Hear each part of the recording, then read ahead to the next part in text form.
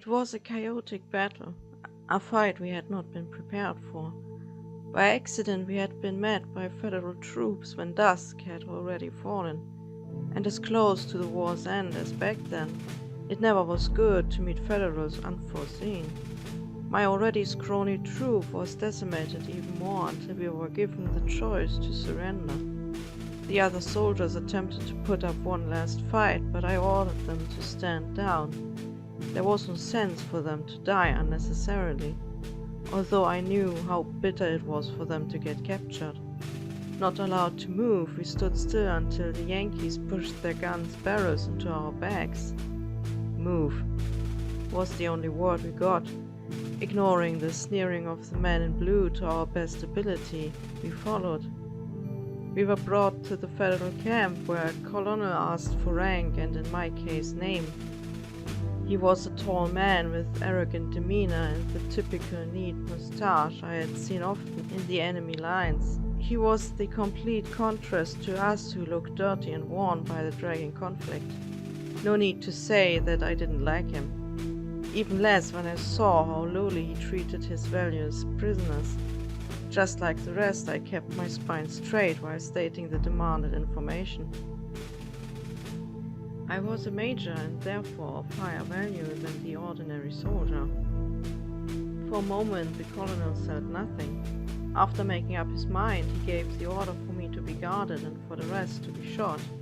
With anger I saw a satisfied glint in his eyes as I failed to hide my shock.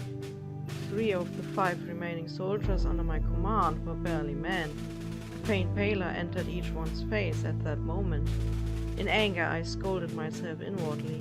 My men had surrendered just to die either way. Failing at arguing with the Federal commander, I started pleading for him to at least keep the young boys as prisoners. Their faces still showed the defiant expression fueled by the youthful enthusiasm. They couldn't fool me, however. I knew they were afraid to die. I had sworn myself to never bow to a Yankee, but to save my men I would swallow my goddamn pride. I would even have kissed that Bluebeardy's boots if necessary. "They're only boys," I said in a voice as firm as it was desperate. We were at his mercy and he knew it. After minutes of silence, he really did change his mind, yet the older men were still to be shot at dawn.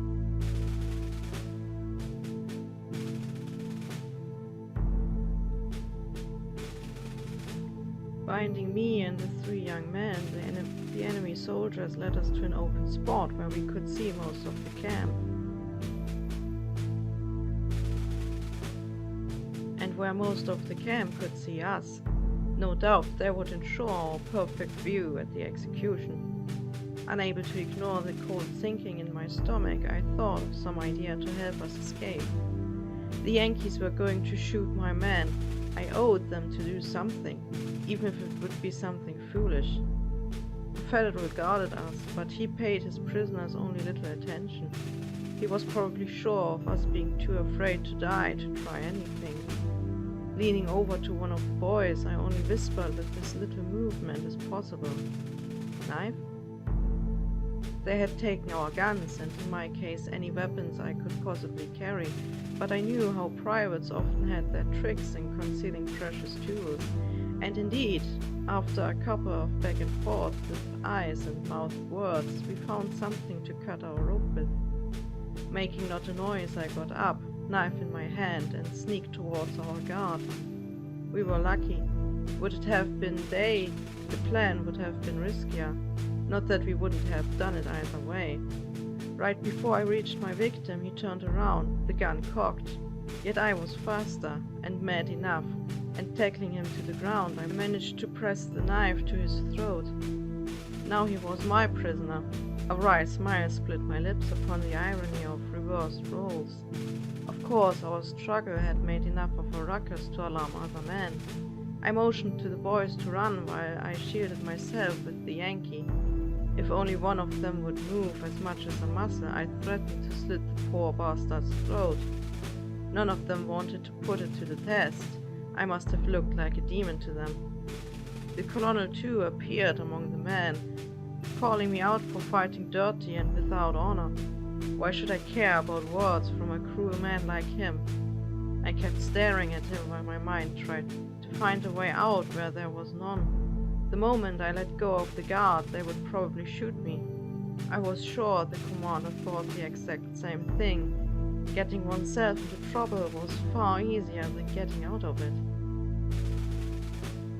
Another volley of agitated voices together with shots echoed from somewhere deeper in the camp. The young men must have come back to free their comrade, serving as a diversion for me at the same time. Taking the soldier's gun, I pushed him into the crowd of Yankees right before running like the devil towards the wilderness. At once I heard their footfalls hot on my heels while I tried to find my men. Running into them, I shot a few times at our enemy with the gun I'd stolen from my guard. One of us had been hit in the leg and needed support. He told me to leave him behind, but I would not have it. I ordered my men to form groups of 2 and find a spot to shake off the bluecoats. With a lot of guerrilla fighting tactics like General Forrest would have used, we finally convinced them to give up on us. One of the boys did not see the sunrise the next day. He had been shot in the back by one of our persecutors.